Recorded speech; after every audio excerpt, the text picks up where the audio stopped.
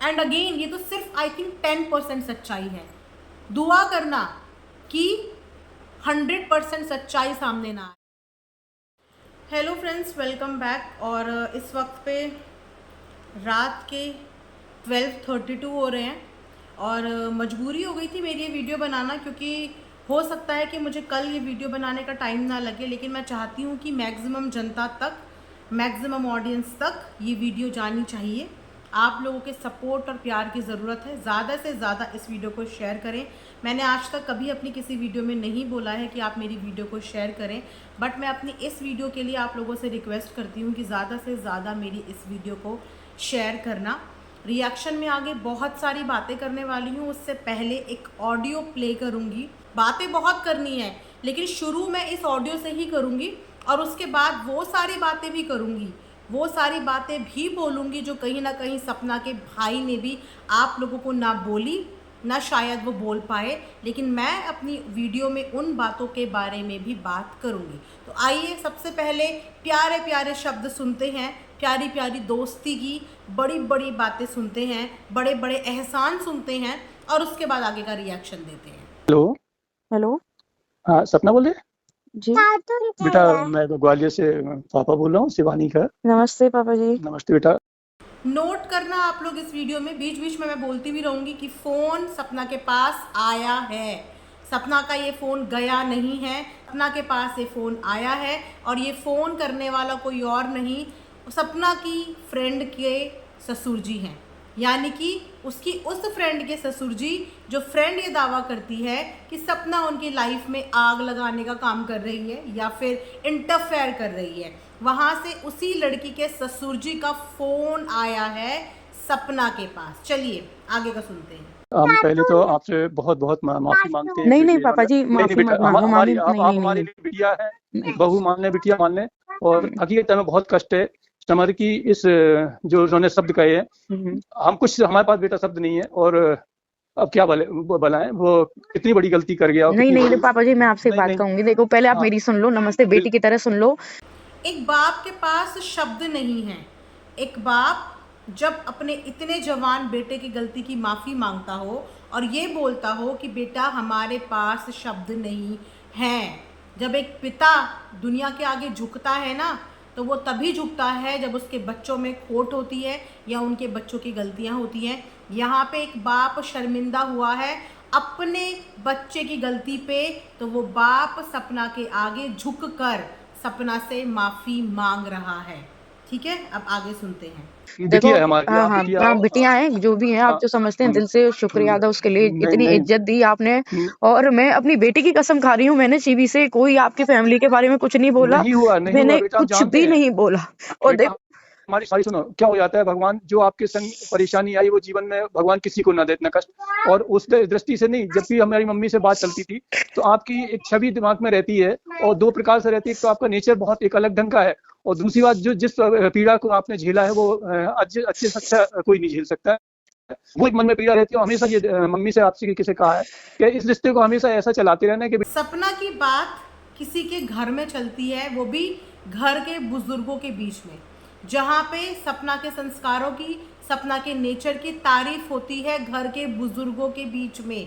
यहाँ पे सपना अपनी बच्चों की कसम खा के बोल रही है कि उसने उसको कुछ नहीं बोला।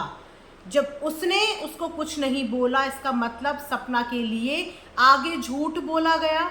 चलिए आगे रिकॉर्डिंग में हम जैसे जैसे आएगी बातें सुनते चले जाएंगे। बिटिया को हमेशा एक मानते रहे। मैं आपसे बस एक ही चीज कहने के लिए बात करना चाह रही थी। पहले तो मैंने आपके घर में ना तो कोई शिवी के लेके किसी को लेके कलेश पहुंचाया, फिर नहीं भी नहीं, ऐसा लगता कभी है। नहीं। देखो इतना तो भी मैं भी अपने आप पे गुमान करती हूँ कि जो मैं बोल देती हूँ ना, जिंदगी भर उसी पे टिकी रहती हूँ। मैं आपके देरी पे ना कदम रखूंगी, ना ही आपकी मैं बहू से या बेटा किसी से कोई रिश्ता आपका रखूंगी। हमारी कसम है नहीं बेटा, नहीं, आपको हमारी कोई भी कसम कसम हमारी। दे दो आप, मैं कुछ हम नहीं मानूंगी। हम देखो आप जिस अभी तरीके आप से हैं तो गाली आप हैं। गलौज भी की है ना, बहुत तो बहुत मैं मैं शर्मिंदा हूँ, मैं मैं बहुत शर्मिंदा हूँ, मैंने मैं ऐसा, बहुत देखो मैं शर्मिंदा हूँ। कुछ करती ना तो मैं उस चीज को मानती भी, मैंने कुछ मैं किया बहुत भी शर्मिंदा हूँ नहीं, कुछ बोला भी नहीं ना। मैंने शिवी को बोला कि आपकी वजह से हमारे घर में ये मैं क्यों करूंगी, मैंने बेटा। नॉर्मल बेटा बात की। बेटा एक बार मुझे बहुत शर्मिंदगी है और मैं माफी आप मांग मत रहा हूँ करो, उसकी देखो तरफ से। आप मत नहीं नहीं मांगो, मुझे बुरा नहीं लगेगा कि आप इतने नहीं बड़े नहीं, होकर हम माफी मांग नहीं रहे हैं। बड़े नहीं नहीं नहीं। हैं। हम बिटिया के तो पैर दो के भी पीते हमारे यहाँ पे। बिटिया हमारे लिए मैं हमेशा। मैं शायद आपकी बेटी नहीं हूँ और ना एक लड़की कि मजबूरी का दोस्ती की आड़ में कैसा फ़ायदा उठाया गया है ना, इस ऑडियो में कुछ गुंजाइश ही नहीं है आगे पीछे की बात की। वो लड़की फूट फूट के रो के सिर्फ ये बोल रही है कि मैंने कहाँ पे किसी की घर गृहस्थी में आग लगाई, मैंने कहाँ पे किसी की ज़िंदगी में कुछ भी बोला। साथ ही साथ अपने ऊपर गुमान करते हुए वो ये भी बोल रही कि मैं अपनी बात की पक्की हूँ। अगर मैंने डिसाइड कर लिया है कि मैं आपकी दहलीज में दोबारा कदम नहीं रखूँगी, आपकी बहू या आपके परिवार के किसी भी इंसान से कोई रिश्ता नहीं रखूँगी, ये उसने यहाँ पे बोल दिया है, जिसपे उनके ससुर जी कन्विंस नहीं है और बार बार उनसे माफ़ी मांग रहे हैं और बार बार यही बोल रहे हैं कि तुम हमारी बेटी की तरह ही हो, तुम हमारी बिटिया की तरह ही हो। साथ में गाली गलौज का भी जिक्र आया है कि सपना के साथ गाली गलौज भी की गई है। चलिए आगे सुनते हैं। और शायद मैं बन पाऊंगी उस घर की बेटी, क्या नहीं मैं कुछ भी बनने के लायक नहीं नहीं नहीं, हूँ? शायद बहुत मेरा बड़ी यही है। नहीं नहीं नहीं नहीं, नहीं, ये शब्दों सॉरी का आप अंकल जी। इस्तेमाल, ये हो सकता तो ये लग रहा है कि बेटा आपने कहीं ना कहीं समर को लेकर हमें भी माफ नहीं कर रहे नहीं हैं आप। नहीं नहीं, मैं माफी वाली नहीं बात नहीं है। देखो नहीं जब नहीं, कोई हम इतनी देखो बड़ी बात, बाई चांस बहुत देखो एक बड़ी बात बताओ, हम कह रहे कुछ हो भी जाता, मैं तो कहीं की भी नहीं रहती, बोल देते इसने नहीं, करवाया है हमारे घर कुछ में। नहीं होगा, इतना इतना नहीं है। ऐसा होता ना तो उसके लिए तो हम ही पहले दो शब्द शायद अपने परिवार में करते, लेकिन और इतनी किस बड़ी मूर्खता बात है मेरे लिए हो रही है ना। मैंने पता है आप एक मैं बात बोलती भी तो शायद मुझे अफसोस होता कि मैंने किसी के लिए कुछ बोला। पता है आंटी जी से भी मैं बात करती हूँ, फिर भी मैं कहती हूँ मैं शिवी को मैं समझाऊंगी, ये कुछ भी होती है, मैंने नहीं आंटी के बारे में भी कुछ नहीं बोलती। मैं क्यों किसी के घर में आग लगाऊंगी? बिल्कुल नहीं लगाई, बिल्कुल नहीं लगाई। ये बहुत बड़ी मूर्खता की उसने, बहुत बड़ी मूर्खता की। अब बस ये है कि बच्चे बराबर के होते तो आप भी समझते हो कि एक चलिए तो अब रिएक्शन का टाइम आता है। घर के बड़ों ने ही जब इस बात का फैसला ले लिया है कि सपना ने कुछ नहीं किया, ना ही किसी के घर में आग लगाई, ना ही किसी के घर में कोई इंटरफेयर किया, ना ही किसी के घर में कोई भी परेशानी डेवलप करी, जब घर के बुजुर्ग इस बात का फैसला कर चुके हैं, घर के बुजुर्गों ने जब ये डंके की चोट पे सपना से माफ़ी मांग के प्रूव कर दिया है कि सपना ने कोई गलती नहीं करी, उसके बाद अब आ जाते हैं दोस्ती पे। हाँ जी, कौन सी दोस्ती?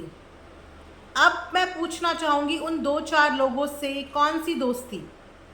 शायद ऑडियंस इतनी गहराई से कोई भी चीज़ नहीं समझती, लेकिन रिएक्शन चैनल जितने भी लोग चलाते हैं ना, उनकी एनालिसिस बहुत डीप होती है, बहुत डीप, क्योंकि हम उन चीज़ों पे बिलीव करने से ज़्यादा चीज़ों को R&D करने में बिलीव करते हैं।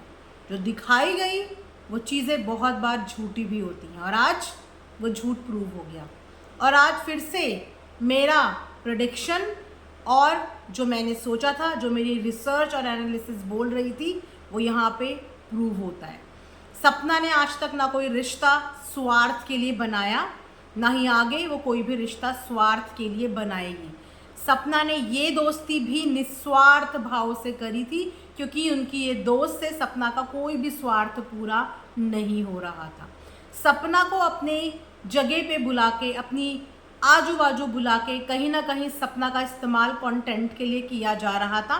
और ये बात सपना के भाई की वीडियो से प्रूव होती है कि किस तरीके से जेरी के इस दुनिया के जाने के 2 दिन के बाद सपना का बर्थडे था, जो बर्थडे सपना ऑलरेडी बोल चुकी थी सोशल मीडिया पे कि मैं बर्थडे नहीं मनाना चाहती, लेकिन उसके बाद भी उसके बर्थडे के लिए केक लाया जाता है बकायदा कंटेंट बनाने के लिए। जो लोग यहाँ पे इस चीज़ का ढिंढोरा पीट रहे थे कि हम तो सिर्फ मेमोरीज इकट्ठी कर रहे हैं, वो लोग एक्चुअली में सपना की आड़ में सिर्फ कंटेंट पे कंटेंट, कंटेंट पे कंटेंट ही छाप रहे थे। मैं बोलना चाहूँगी कि कौन सी मेडिकल की डिग्री लेके बैठे हैं इनकी दोस्त के हस्बैंड, कहाँ के डॉक्टर हैं ये? आज इन्होंने डॉक्टर के प्रोफेशन को भी शर्मसार कर दिया है। डॉक्टर को लोग भगवान के बाद मानते हैं, डॉक्टर पे विश्वास लोग भगवान के बाद करते हैं, और वहाँ पे एक डॉक्टर एक ऐसी औरत को गाली गलौज कर रहा है जिस इंसान के पास उसका पति नहीं है, जो 2 मासूम छोटी बच्चियों की माँ है।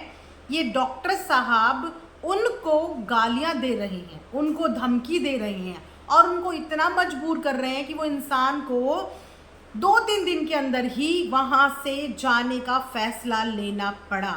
सपना कभी नहीं चाहती है। मैंने पहले भी बोला कि जो लोग अभी भी सपना को नहीं पहचान पाए हैं ना, मैं आप लोगों को बोलूँगी कि आँख खोल के एक बार देखो। वो लड़की बहुत बहुत बहुत स्वाभिमानी है। अगर उसको ज़रा भी फील होता है ना कि वो किसी की लाइफ में इतनी सी भी चीज़ का रीज़न बन रही है, वो वहाँ से कोसों दूर चली जाती है। और यहाँ पे उसकी सो कॉल्ड फ्रेंड, जिसको सपना ने अपनी बहन का दर्जा दिया, उसके पति ने सपना के साथ गाली गलौज करी। डॉक्टर बाय प्रोफेशन उन्होंने सपना के साथ गाली गलौज की। मैं पूछना चाहूँगी, किसने आपको इतनी आज़ादी दी? किसने आपको इतना अलाउ कर दिया कि आप किसी को गाली देने के लिए फ़ोन पे आ गए? कैसे आपने गाली दे दी? जिस इंसान के साथ उसका पति नहीं रहता, वो औरतें आप लोगों ने क्या समझी हुई हैं कि उन औरतों के आगे पीछे दुनिया में कोई नहीं है? बहुत आसान टारगेट होता है। उसकी फैमिली का बैकग्राउंड देख के, उसकी स्थिति देख के उसे नोचने के लिए आ गए, उसको डराने धमकाने के लिए आ गए कि पति भी नहीं है, ससुराल भी नहीं है, मायके वाले इन लोगों की तरह इतने गंदे नहीं हैं, इस लेवल के नहीं हैं। तो चलो बहुत अच्छी बात है, इस लड़की को अपने ही शहर में बुला के रह के एहसान जता के इसको दबोचा जाए और गाली गलौज करा जाए। भैया, ये गाली गलौज अपनी बीवी और अपने घर वालों के लिए रखते। ये गाली गलौज देने का हक तुमको सपना के लिए बिल्कुल नहीं था। बिल्कुल भी ये हक तुम्हें कोई नहीं देता कि तुम दूसरे की बीवी को, दूसरे की माँ को, दूसरे के घर की बहू को, दूसरे की बेटी को, दूसरे की बहन को गाली दो। और यस, इस जगह पे सपना की गलती आज भी है। जो गलती सपना ने आज से पहले 3-4 साल पहले रिपीट करी थी, आज फिर सपना ने वही गलती रिपीट करी कि पहले भी सपना ने अपने घर वालों को अपनी आप बीती नहीं बताई और आज भी सपना ने अपने घर वालों से ये बात छुपाई। सबसे पहले आज की डेट में सपना को ये बात गांठ बांध लेनी चाहिए कि आज की डेट में सपना के जो गार्जियन है ना, वो सपना के खुद के 2 भाई हैं। मैटर नहीं करता कि वो उम्र में छोटे हैं या वो उम्र में बड़े हैं, वो भाई हैं और भाई बहन की रक्षा के लिए होते हैं। भाइयों को बहन की सुई से लेकर धागे तक की बात जानने का पूरा पूरा हक है। और जब बहन के आत्मसम्मान पे कोई बात आ रही है, कोई राह चलता इंसान बहन को गाली दे रहा है, तो वहाँ पे भाइयों को ये बात पता होनी चाहिए। सपना को अपनी ज़िंदगी में अब ये सब चीज़ें छुपाने की कोई ज़रूरत नहीं थी। वहाँ वो अपनी घर गृहस्थी छुपाने के लिए चीज़ें छुपा रही थी, समझ में आता था कि वहाँ पे उसको अपना घर परिवार बचाना था, माँ बाप को परेशान नहीं करना था, वो वहाँ पे छुपा रही थी। लेकिन इन लोगों की कारस्तानी अपने भाइयों से, अपने परिवार से छुपाने की क्या ज़रूरत थी? इन लोगों की ये जो चीज़ें हुई, ये छुपाने की क्या ज़रूरत थी? और कितने राज और कितनी चीज़ें अपने दिल के अंदर दफन करके रखोगी? ऐसे तो ज़िंदगी में कभी डिप्रेशन से बाहर नहीं आ पाओगी। अगर इतनी चीज़ें अपने दिल में दबा के अपने आप को सुपर वुमेन का टैग देना है, नहीं। तुम सुपर वुमेन, कोई वंडर वुमेन नहीं हो। तुम एक आम औरत हो, हमारी और औरों की जैसी। इतनी सारी चीज़ें अकेले लाइफ में डील नहीं कर सकती हो। चीज़ें बतानी भी पड़ेंगी, शेयर भी करनी पड़ेंगी, मदद भी मांगनी पड़ेगी, बोलनी भी पड़ेंगी, बतानी भी पड़ेंगी। ये चीज़ें छुपाने की नहीं है। ये छोटी छोटी चीज़ें क्राइम को बहुत ज़्यादा बढ़ावा देती हैं। सामने वाला इंसान परिस्थितियों का फ़ायदा उठा के, उसकी आज इतनी हिम्मत हो गई कि वो गाली गलौज पे उतर पाया। किस हक से? क्या आप में से किसी के भी पति की इतनी हिम्मत है कि वो अपनी बीवी की फ्रेंड को जाके अपशब्द का प्रयोग करे? किसी के पति में इतनी हिम्मत है? और ये जो यहाँ पे ढोंग करते हैं बिजनेस टाइकून बनने का, जो ढोंग करते हैं यहाँ पे हॉस्पिटल डॉक्टर बनने का, जो ढोंग करते हैं रिचेस्ट पर्सनालिटी बनने का, ये है उनकी रिचगिरी, जिनके अंदर समाज में उठने बैठने बोलने की तमीज़ नहीं है। जो इस उम्र में अपने बाप को झुकवा रहा है, जो इस उम्र में अपने बाप से माफ़ी मंगवा रहा है, उस इंसान की क्या है? क्या इज्जत रह गई आज? आज क्या इज्जत रह गई? अभी 3 दिन पहले ये जो मैडम है, ये बहुत बड़ी बड़ी बातें अपनी वीडियो में कर रही थी, बहुत बड़ी बड़ी बातें कि अगर जवाब चाहिए हो ना तो सामने से बात करना, सामने से बात करना। मेरे घर में इंटरफेयर मत करो, मैंने कभी किसी की लाइफ में इंटरफेयर नहीं करा, तो मेरे घर में भी इंटरफेयर मत करो। आप तो उसकी लाइफ में इंटरफेयर उसी दिन करके बैठ गई थी मैडम जी, जिस दिन आप बिना बुलाए उसके घर की शादी में पहुंच गई थी। आप तो उसी दिन उनके घर में इंटरफेयर कर चुकी थी। वो तो उस समय पे राजवीर भैया ने इनको ज़्यादा मुंह नहीं लगाया, एक डिस्टेंस मेंटेन करके रखा, लेकिन उनके जाने के बाद इनको बहुत अच्छा मौका मिल गया, बहुत अच्छा मौका मिल गया कि सपना के मैं क्लोज आ जाऊं। वैसे इनके जितने भी बाकी के लोग हैं ना, एक्सपीरियंस अब उठ उठ के बहुत सारी चीज़ें सामने आ रही हैं। बहुत लोगों ने डीएम करके बताया कि इन्होंने पहले भी बहुत सारे ब्लॉगर्स को अप्रोच किया, मिलने का अप्रोच किया, उनसे फ्रेंडशिप करने का अप्रोच किया, और ये गई भी, लेकिन बनी इनकी किसी से भी नहीं, क्योंकि सबको इनकी वहाँ की प्रेजेंस की इंटेंशन पता चल रही थी कि इनकी इंटेंशन सिर्फ चैनल के लिए हाइप लेनी थी। और उस वक्त पे इन्होंने सपना को जो फ्रेंडशिप का झांसा दिया, उसकी आड़ में ये सरिता जेठू से मिली, ये आकांक्षा से मिली, उसके बाद ये लखनीत फैमिली से मिली, ये नीतू से मिली, सब क्रिएटर से ये जितनी से भी मिली ना, ये सब सपना की आड़ में मिली। राजवीर जी की न्यूज़ तक इसने कवर करी। उसके बाद इनके मायके के बीच में और सपना के बीच में डिस्प्यूट का रीज़न भी ये बनी, क्योंकि अगर सपना उस समय पे अपने मायके के साथ होती तो शायद इनका पत्ता वहाँ से साफ हो जाता, क्योंकि इंसान को जब अपने मायके से इमोशनल सपोर्ट मिल जाता है ना, तो फिर उसको बाहर की ज़रूरत नहीं पड़ती। लेकिन मायके की जगह भी ये लेके बैठ गई थी, बहन बन के बैठ गई थी, कुंडली मार के उनकी कुंडली में, इसीलिए उनके मायके वालों को दूर कर दिया उससे। एक केक काटने का इतना बड़ा तमाशा, जितना तमाशा शायद सपना ने नहीं बनाया ना, उतना बड़ा तमाशा ये सबसे पहले बना के बैठ गई थी, क्योंकि सबसे पहली वीडियो उनके मायके की केक काटने वाली चीज़ों को हाईलाइट करके यही लेके आई थी। उसके बाद सपना उस समय एक सही स्टेट ऑफ माइंड में थी ही नहीं। उसकी ज़िंदगी में जो चीज़ें हुई, जो घटना हुई, उस समय पे कोई भी इंसान अपना ढंग से ना सोच पाता है ना समझ पाता है। इसने जो जैसा उसको बोला, उसने वो धारणा अपने मन में बना ली, और उस वक्त पे उसने अपने माता पिता से, अपने भाइयों से वहीं पे रिश्ता ख़त्म कर दिया। जिस वक्त पे उसे अपने मायके की सबसे ज़्यादा ज़रूरत थी, जो इमोशनल सपोर्ट उसे मायके कर सकता था, वो जगह इसने ले ली, क्योंकि इसने मायके को सपना से दूर कर दिया था। वो जगह इन्होंने ले ली, वीडियोस पे वीडियोस, कंटेंट पे कंटेंट, हर उस जगह पे जहाँ पे सपना गई वहाँ पे ये गई, जहाँ पे सपना से लोग मिलने आए वहाँ पे इनकी मौजूदगी मिली, और इन्होंने भी हर एक मूवमेंट का व्लॉग वीडियो बनाया। और उसके बाद जो चीज़ें अब सामने आई है ना, दोस्ती को शर्मसार करके रख दिया है। उल्टा चोर कोतवाल को डांटे। एक इंसान जो गाली खाने के बाद भी रातों रात 2-3 दिन के अंदर जिसे ग्वालियर से भागना पड़ा, सिर्फ इन लोगों के घरेलू झगड़ों की वजह से, इनके पति की गालियों की वजह से उसको वो जगह छोड़ के भागना पड़ा। फिर भी उस बंदी ने सिर्फ फ्रेंडशिप की वजह से चुप्पी साधी, कुछ नहीं बोली। उसके अंदर इतनी सहन शक्ति है ना, उस लड़की के अंदर इतनी सहन शक्ति है कि वो तब तक मुंह नहीं खोलती जब तक पानी उसके सर से ऊपर ना चला जाए। अब जब पानी सर से ऊपर जाता है यार, हर इंसान सांस लेने के लिए मुंडी तो बाहर निकालेगा, या उस पानी के अंदर सांस रोक के डूब के मर जाएगा, बोलेगा ना। लेकिन ये उसकी प्यार था जो इस लड़की के लिए उसने अपने दिल में रखा था, कि उसने बताया नहीं। क्या बोला उसने? मेरे को बहुत इश्यूज़ हो रहे थे, घर से कनेक्टिविटी दूर थी, बहुत कुछ रीज़न बताए, पर इस बारे में उसने जिक्र भी नहीं चला। बट उल्टा चोर कोतवाल को डांटे। ये आ गई वीडियो लेके।